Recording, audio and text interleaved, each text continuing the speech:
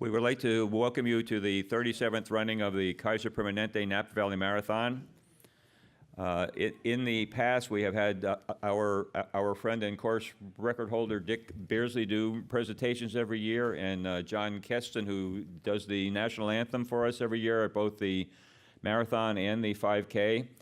And we thought it would be fun to get them both here at the same time to share some of their experiences. They are both people who have a lot of great stories to tell, but when you get both of them to get together, if there is a thunderstorm coming in, you don't want to be anywhere near them because they are both going to get hit by lightning and you're all going to die. But I would like to introduce John Keston first, who is going to lead off, and then he will pass the baton to Dick. And there are no children in the house, I presume, because some of these details about their lives are going to get fairly graphic, right? John Keston. And oh, the towering feeling, just to know somehow you are near. I have often walked down the street before, but the pavements always stayed beneath my feet before. All at once am I several stories high, knowing I'm on the street where you live. Okay, thank you. I have to talk to you about Dick and myself. We both had dreadful tractor accidents in our lifetimes. Mine was before I even started running. Dick's was, he'd already established himself as one of the finest runners in the nation. But what happens is that I met my wife at the Conrad Hilton Hotel in Chicago. I was singing in the nightclub, and because I did 2 shows a night, I was required to stay in the hotel. And anyway, we met. My wife was acting as an elevator operator in a pretty uniform with white gloves, and she had in her elevator, she used to take me up and down to my floor. I was on the 23rd floor. I had to stay in the hotel because I was doing 2 shows a night, every night of the week. And I noticed that she had some books, theater books, on the floor in her elevator, and she used to take me up and down every so often in the elevator to my room. She didn't come to my room. Not then, of course. But anyway, I started my running career a lot later. I was invited to Anne's father's farm and the farmhouse in Oregon. And while I was there, he asked me would I feed the turkeys. He had something like 5,000 turkeys. And there were various feed hoppers around the range where these animals were. And I got the job of feeding the turkeys. And so I would have to get on a tractor and tow a trailer behind with a big funnel, and the funnel would be put into the top of the feeder, and then I would close the lid. And I was doing this, and it would take me like half a minute to pull up to where the feed hopper was, lift the lid, get back on the tractor, and engage the power takeoff for the funnel to bring this food into the hopper. And I did this regularly, 25 seconds, 30 seconds, and I thought, well, I can speed this up. So one particular day, when everybody was in church on a Sunday morning, I was feeding the turkeys, and I hopped off the tractor on the back part of the tractor. I didn't go down the proper way. I leapt off, and lo and behold, my jeans got caught in the power takeoff. And it was one of the scariest things that ever happened. The power takeoff is rotating, and the arm that goes to the trailer for the feed, it was just spinning round, and I got caught. My jeans got caught in the power takeoff, and I had no one around to help. And I was screaming and carrying on and just tearing myself against this power takeoff, which pulling me in. All of a sudden, my jeans ripped right off, just ripped right off me, and ripped off the skin from both thighs, from the groin right down to the kneecap. And all these turkeys are standing around wanting to be fed. And I thought, well, at least I can turn the tractor off, which I did, and hobbled back to the house where there was no one. And I decided that I ought to get into a bath, a hot bath, a warm bath, and bathe these wounds. I did that, and I couldn't scream loud enough. It was just excruciating, the pain.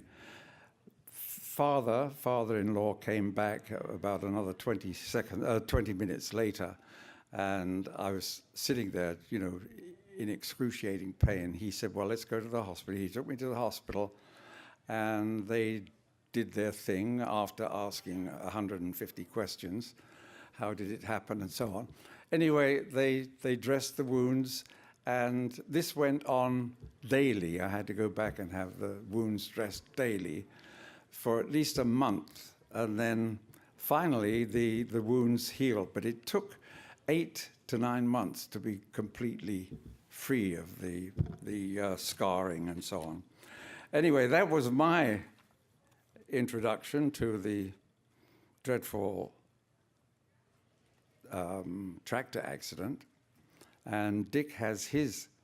Incidentally, I was running at Bemidji State University. I was teaching classical singing there. And when Dick had his accident, he was having, I think, a little problem coming up with the funds to pay for all of his treatments and so on. Anyway, there was a gentleman, an Indian gentleman, who said, let's put on a race and we'll raise some funds for Dick's hospitalization. And so he did. He put on this race. There were only about 20 of us ran it. And at 64 years of age, I finished first of all the other runners. There were only about 20 of us, but we did raise a fair amount of money that went to Dick's treatment.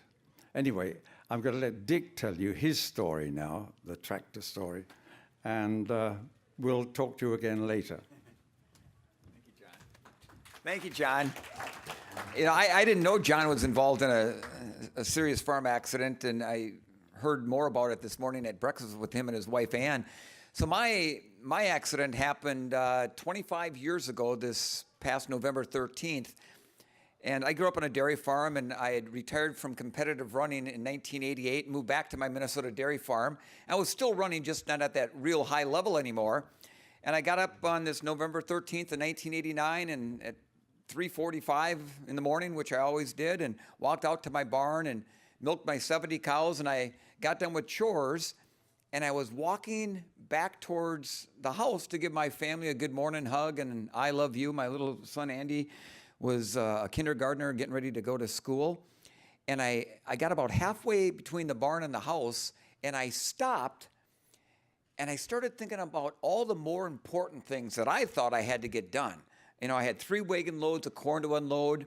The neighbor was coming over to help me finish combining, and the weather service said a big snowstorm was going to hit the area in a couple of days. And I thought, I'll tell my family I love them tonight when I see them at supper. Boy, that is a big, big mistake on my part.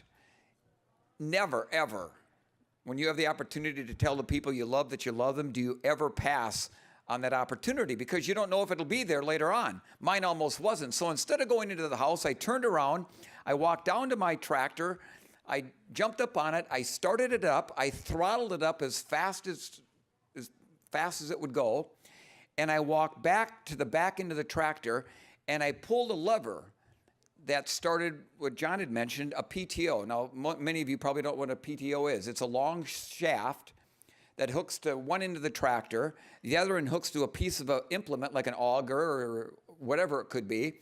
And when you pull the lever, it spins at about 600 revolutions a minute. They've got guards on them, but even with guards, they're very dangerous. So I pulled that lever, and I kind of turned around, and I must have been a little bit too close, or I can't remember nobody knows for sure if I had my foot up on the drawbar, which is like a bumper on the back of a tractor. But the next thing I remember is I thought somebody had come up from behind me and grabbed me by the back of the shoulders and body slammed me into the ground. And the next thing I know, my left leg was being wrapped around that spinning shaft, like taking a piece of string and wrapping it around your finger. And then when it couldn't take my leg anymore, once it got up to about my crotch, it started taking my whole body around and around, and it would slam my head into the frozen ground. And now I'm almost pretty much 6 foot tall. The drawbar, or the power takeoff, was about probably 3 feet high off the ground. That's how powerful these things are. I mean, I had coveralls on, I had winter boots on, and this thing, when it would flip me down, it would spin me around that little 3 foot depth there, bend me in two, and then whip me back down. And every once in a while, it would have trouble getting me whipped back around, and I'm praying that the tractor dies, because you could hear the engine groaning like it was going to die, and then all of a sudden it would catch, and it would flip me around again. And I could tell I was starting to lose consciousness, and I knew if that happened, they were going to be, somebody was going to find me just spinning around that thing deader than a doornail. And all of a sudden, on this very gray, cold November morning, it got so bright out. Like those lights back